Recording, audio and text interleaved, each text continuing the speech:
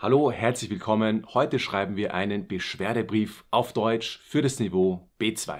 Das Thema ist einmal eine Hotelbuchung. Und zwar, Sie haben ein Hotelzimmer gebucht, aber das Zimmer war schmutzig und es gab keine Handtücher. Schreiben Sie einen Beschwerdebrief an das Hotel. Los geht's. Gut, beginnen wir mit dem ersten Thema, und zwar mit der Hotelbuchung. Als Titel der E-Mail, als Titel des Beschwerdebriefs könnten wir zum Beispiel hier diese folgende Phrase schreiben. Beschwerde über meinen Aufenthalt im Hotel Sonnenblick. Das Hotel Sonnenblick ist hier ein fiktiver Name. Sehr geehrte Damen und Herren ist die gute Einführung für so einen Beschwerdebrief, denn es handelt sich hier um einen formellen Brief. Ich schreibe Ihnen, um mich über meinen Aufenthalt in Ihrem Hotel Sonnenblick vom 5. bis 7. September zu beschweren. Hier müssten wir ich auch klein schreiben, weil es sich hier vorne um ein Komma handelt, deswegen müssen wir ich klein beginnen. Leider entsprach mein Zimmer nicht der Beschreibung auf Ihrer Webseite. Also, etwas entspricht nicht der Erwartung, ist hier ein sehr nützliches Verb für B2. Und jetzt beginnen wir, die Situation genauer zu erklären. Erstens war das Zimmer bei meiner Ankunft nicht sauber. Es lagen noch Müll und alte Handtücher im Badezimmer. Außerdem war der Teppichboden fleckig und roch unangenehm. Und hier ist ein wichtiger Hinweis, dass wir bei B2 die Verben in der Vergangenheit schreiben, zum Beispiel lagen oder war und so weiter. Also hier müssen wir die Verben auch richtig in die Vergangenheit konjugieren, weil das beim Niveau B2 einfach besser klingt. Zweitens fehlten die Handtücher, obwohl auf ihrer Webseite steht, dass diese täglich zur Verfügung gestellt werden. Wenn man etwas zur Verfügung stellt, dann bietet man etwas an. Auch diese Phrase, diese Formulierung ist sehr schön für das Niveau B2. Trotz meiner Nachfrage an der Rezeption wurde mir kein Ersatz gebracht. Das heißt also, der Kunde hat an der Rezeption auch oft nachgefragt oder einmal nachgefragt und trotzdem wurde ihm kein Ersatz gebracht. Und jetzt haben wir den abschließenden Teil, wo du erklärst, was die Konsequenz sein könnte. Da ich für diesen Aufenthalt den vollen Preis bezahlt habe, erwarte ich von Ihnen eine teilweise Rückerstattung oder eine andere Entschädigung. Eine Rückerstattung ist folgende Sache. Wenn ich mein Geld zurückbekommen möchte, dann möchte ich, dass mein Geld rückerstattet wird. Und eine Entschädigung ist einfach eine andere Art und Weise, wie man diesen Schaden oder diese Unzufriedenheit wieder gut machen kann. Und jetzt haben wir die abschließende hier Phrase oder die abschließende Formulierung. Bitte setzen Sie sich mit mir in Verbindung. Hier müssen wir aufpassen. Das ist nämlich ein reflexives Verb. Ich setze mich in Verbindung. Also bitte setzen Sie sich mit mir in Verbindung, um dieses Problem zu lösen. Und abschließend schreiben wir mit freundlichen Grüßen. Das ist auch die Standardfloskel für diese Art von formellen Briefen. Und unten schreiben wir noch unseren Namen. Das Thema für den folgenden Beschwerdebrief ist eine Online-Bestellung. Und zwar folgende Situation. Sie haben Kleidung online bestellt, aber die Bestellung kam zu spät an und die Größe ist falsch. Schreiben Sie an den Kundenservice. Gut, in diesem Fall geht es um eine verspätete Lieferung von Kleidung. Also hier könnten wir als Titel der E-Mail folgende Floskel oder folgende Phrase schreiben. Beschwerde über verspätete Lieferung und falsche Größe. Also hier kann man schon sehr schnell erkennen, was das Problem war. Wieder beginnen wir mit sehr geehrte Damen und Herren, dann ein Komma und wie schon vorher erwähnt, müssen wir das Ich klein schreiben, weil es sich hier um ein Komma handelt. Ich wende mich an Sie, um mich über meine Bestellnummer zum Beispiel, muss man jetzt hier schreiben, 1, 2, 3, 4, 5, 6 zum Beispiel, zu beschweren. Ich habe am 20. August Kleidung in Ihrem Online-Shop bestellt, aber die Lieferung kam erst am 5. September. Obwohl, hier wieder ein Schlüsselwort, eine Lieferzeit von 3 bis 5 Tagen angegeben war. Also etwas ist angegeben, das war auf der Internetseite dort so angeschrieben. Die Information wurde so dort gezeigt. Und bei diesen Arten von Briefen, wie zum Beispiel dem Beschwerdebrief, ist das obwohl ein sehr, sehr wichtiges Schlüsselwort. Denn du möchtest ja zwei sehr unterschiedliche Situationen gegenüberstellen. Also zum Beispiel kannst du dann sagen, obwohl meine Kleidung schon vor einer Woche hätte kommen sollen, ist sie nicht gekommen. Zum Beispiel. Zusätzlich ist hier auch ein tolles Wort, damit du weiter erklären kannst, was die folgende Situation genau ist. Zusätzlich ist die bestellte Ware nicht korrekt.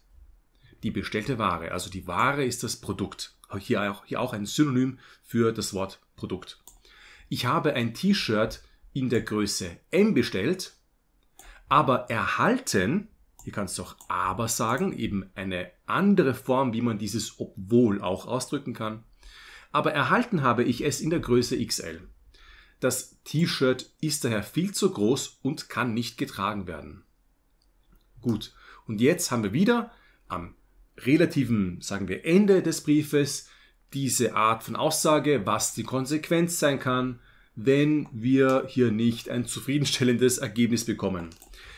Jetzt sagt der Kunde, oder jetzt sagen wir hier, ich bitte Sie, mir entweder die richtige Größe schnellstmöglich zu schicken, auch ein sehr schönes Wort, schnellstmöglich oder so schnell wie möglich, kann man auch sagen, oder den Kaufpreis zu erstatten. Also wir hatten vorher die Rückerstattung als Wort und jetzt haben wir eben das Verb erstatten, den Kaufpreis erstatten. Also du könntest beispielsweise sagen, ich möchte, dass Sie den Kaufpreis erstatten.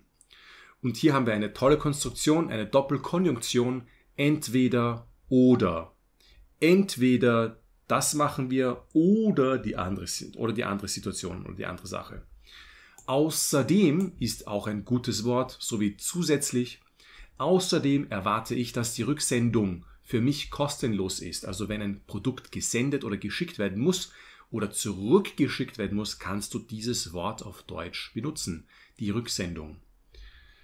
Ich hoffe auf eine schnelle Lösung und Ihre Rückmeldung.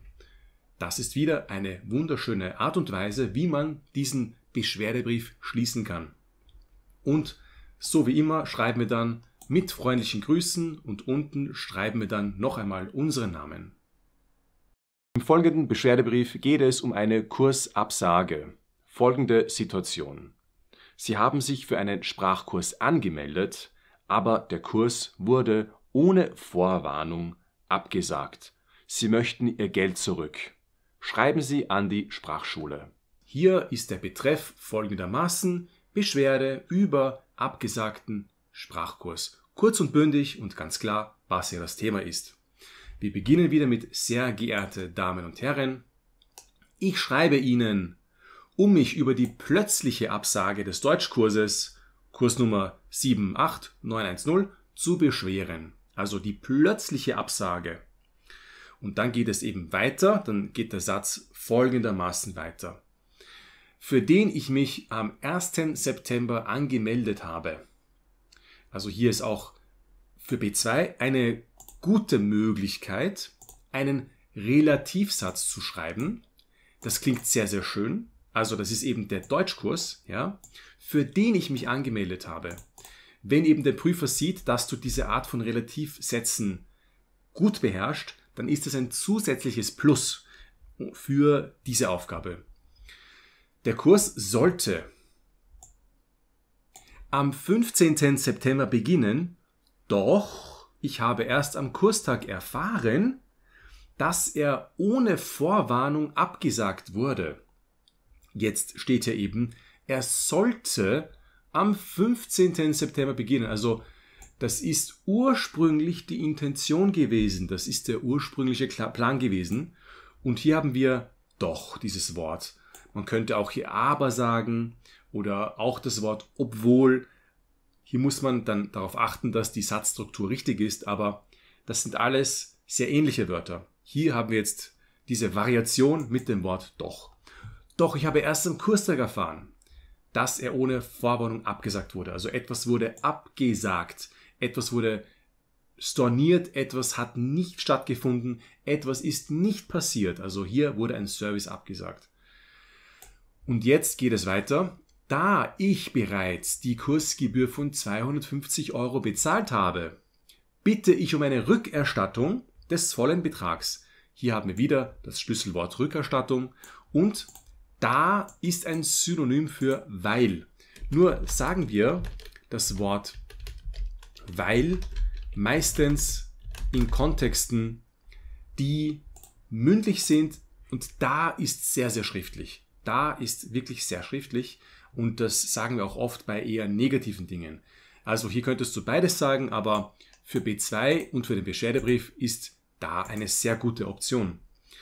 Und jetzt geht es darum, den vollen Betrag, also den Geldbetrag, zurückzuerstatten. Und jetzt sagt der Kunde weiter, es ist sehr ärgerlich, dass ich keine rechtzeitige Information über die Absage erhalten habe. Also du könntest auch erklären, was eben sehr ärgerlich ist. Und hier mit dieser Phrase könntest du das dann machen. Es ist sehr ärgerlich, dass das so passiert ist. Im nächsten Absatz könntest du dann sagen, ich erwarte, dass das Geld innerhalb der nächsten 14 Tage auf mein Konto zurücküberwiesen wird. Also hier haben wir überweisen und dann haben wir die Form mit dem Passiv. Es wird zurücküberwiesen und mit dem Zurück können wir dann ausdrücken, dass das Geld vorher der Firma geschickt wurde oder der Sprachschule und jetzt wird es wieder zurückgeschickt an den Kunden oder es soll so gemacht werden. Und ich erwarte, das ist die Erwartung. Mit diesem Satz wird das sehr schön ausgedrückt. Und schließlich könntest du hier schreiben, bitte bestätigen Sie mir schriftlich, dass die Rückerstattung erfolgt. Also erfolgt heißt passiert, dass es wirklich so sein wird. Und in diesem Beschwerdebrief geht es jetzt um eine mangelhafte Fahrradreparatur. Folgende Situation. Ihr Fahrrad wurde repariert, aber nach kurzer Zeit funktioniert es wieder nicht. Schreiben Sie eine Beschwerde an die Werkstatt. In dieser E-Mail geht es um eine Beschwerde über die mangelhafte Fahrradreparatur. Also das Fahrrad wurde nicht ausreichend repariert. Sehr geehrte Damen und Herren, oder wenn es hier um einen spezifischen Namen geht, könntest du beispielsweise sagen, sehr geehrter Herr Meier, wenn der Ingenieur oder der Fahrradreparateur Herr Meier heißt, beispielsweise, ja. Sehr geehrter Herr Meier natürlich, weil das ein Mann ist, deswegen schreiben wir hier Herr und ER. So, und dann sagt man eben, ich wende mich an Sie, um mich über die Reparatur meines Fahrrads zu beschweren. Ich wende mich an Sie ist die Eingangsphrase und dann wissen wir, aha, diese Person möchte gerne in Kontakt kommen aus diesem oder aus jenem Grund. Und zwar geht der Satz noch weiter. Ich wende mich an Sie, um mich über die Reparatur meines Fahrrads zu beschweren, die am 28. August in Ihrer Werkstatt durchgeführt wurde. In Ihrer Werkstatt durchgeführt wurde. Also hier haben wir wieder passiv, auch für B2, sehr wichtig, sehr nützlich. Und etwas durchführen heißt etwas machen. Du könntest sagen, gemacht wurde. Du könntest auch sagen, vielleicht noch eine andere Phrase, die vollzogen wurde. Da gibt es verschiedene Synonyme für, also machen oder tun. Leider ist mein Fahrrad bereits nach wenigen Tagen wieder defekt. Also es ist defekt. Du könntest auch sagen, es ist wieder kaputt. Du könntest auch sagen, leider ist bereits nach wenigen Tagen wieder etwas nicht in Ordnung. Ja? Etwas ist nicht in Ordnung, könntest du auch sagen. Etwas ist nicht in Ordnung. Haben wir hier wieder als Möglichkeit. Der ursprünglich reparierte Bremshebel funktioniert nicht mehr richtig und die Bremsen greifen nicht ausreichend. Also man könnte das noch einfacher formulieren. Die ursprünglich reparierte Bremse, könnte man auch sagen. Die ursprünglich reparierte Bremse funktioniert nicht mehr richtig und sie greift nicht mehr ausreichend. Sie greift nicht mehr ausreichend oder sie greift nicht ausreichend. Hier könntest du das noch einfacher formulieren. Und jetzt haben wir wieder den nächsten Schritt, in dem der Kunde erklärt, da ich die Reparatur für 75 € bezahlt habe, erwarte ich, dass der Schaden kostenlos behoben wird, also den Schaden beheben. Einen Schaden beheben ist hier eine feste Phrase, die wir auch bei einem Beschwerdebrief sehr gut verwenden können. Man muss diesen Schaden beheben. Und weiter geht es, jetzt könnten wir statt es ist sehr ärgerlich, also du könntest auch schreiben, es ist sehr ärgerlich zum Beispiel, oder es ist sehr enttäuschend, dass die Reparatur nicht fachgerecht durchgeführt wurde. Du könntest auch sagen, nicht gut durchgeführt wurde oder nicht zufriedenstellend durchgeführt wurde. Das sind alles verschiedene Möglichkeiten, wie man hier sehr schön formulieren kann. Und ich das Fahrrad erneut zur Werkstatt bringen muss. Erneut ist auch ein Synonym für wieder oder nochmal. Da haben wir verschiedene Möglichkeiten. Bitte teilen Sie mir mit, wann ich das Fahrrad zur erneuten Reparatur bringen kann oder ob eine Rückerstattung möglich ist. Also hier möchte der Kunde eben wissen, ob man den Preis sozusagen rückerstattet bekommen kann oder ob man das Fahrrad trotzdem nochmal neu reparieren kann, bis es eben in Ordnung ist.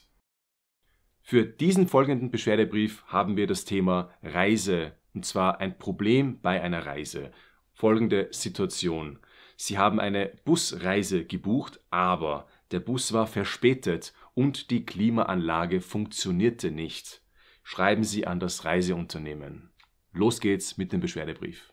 Folgende E-Mail hat zum Thema eine Beschwerde über eine verspätete Busreise und eine defekte Klimaanlage. Also wir gehen jetzt davon aus, dass die verantwortliche Person von diesem Reiseunternehmen eine Frau Müller ist. Jetzt schreiben wir eben sehr geehrte Frau Müller und dann geht es los mit dem Beschwerdebrief. Ich schreibe Ihnen, um mich über meine Busreise von München nach Berlin am 3. September mit dieser Buchungsnummer zu beschweren. Also du könntest sagen, ich schreibe Ihnen oder du könntest dir auch sagen, ich wende mich an Sie. Das ist auch eine Möglichkeit. Und dann sagst du den Satz eben genauso wie gerade eben. Und jetzt geht es weiter, indem wir die Situation genauer erklären. Der Bus kam 1 Stunde zu spät am Abfahrtsort an und während der gesamten Fahrt funktionierte die Klimaanlage nicht. Obwohl es an diesem Tag sehr heiß war. Hier sehen wir wieder obwohl als wichtiges Schlüsselwort, um die Sätze hier in einem Beschwerdebrief zu verbinden. Die verspätete Abfahrt hat meinen gesamten Reiseplan durcheinander gebracht. Also wenn etwas durcheinander gebracht wird, dann entsteht viel Chaos. Also man könnte auch sagen, die verspätete Abfahrt hat meinen gesamten Reiseplan in ein Chaos gebracht oder in ein Chaos gestürzt. Oder in ein Chaos gebracht könnte man auch sagen. Gestürzt ist auch ein gutes Wort dafür. Und die fehlende Klimaanlage hat die Fahrt sehr unangenehm gemacht. Also das ist auch hier ein typisches Wort, das wir bei einem Beschwerdebrief benutzen könnten. Und dann könnte man hier nochmal anschließend sagen, ich hatte von Ihrem Unternehmen besseren Service erwartet. Also hier haben wir wieder das Wort, ich habe etwas anderes erwartet. Es geht um Erwartungen, die nicht erfüllt wurden. meine Erwartungen wurden nicht erfüllt. Könntest du ja auch zum Beispiel sagen, meine Erwartungen wurden nicht erfüllt. Und jetzt haben wir wieder den abschließenden Teil. Ich bitte Sie daher um eine Entschädigung, das ist die eine Möglichkeit, oder eine teilweise Rückerstattung des Fahrpreises. Also man kann eine Rückerstattung entweder teilweise haben oder du könntest sagen, eine vollständige Rückerstattung. Das wäre dann auch die Möglichkeit hier, wenn du das in dem Prüfungsbeispiel so schreiben möchtest. Und dann schreibst du noch, ich hoffe auf eine schnelle Rückmeldung und eine faire Lösung. Eine faire Lösung ist eben auch ein super Stichwort hier, um einen Beschwerdebrief für diese Prüfung hier zu schreiben. Jetzt weißt du hoffentlich besser, wie man einen Beschwerdebrief gut formulieren kann. Ich hoffe, es war hilfreich. Wir sehen uns beim nächsten Video.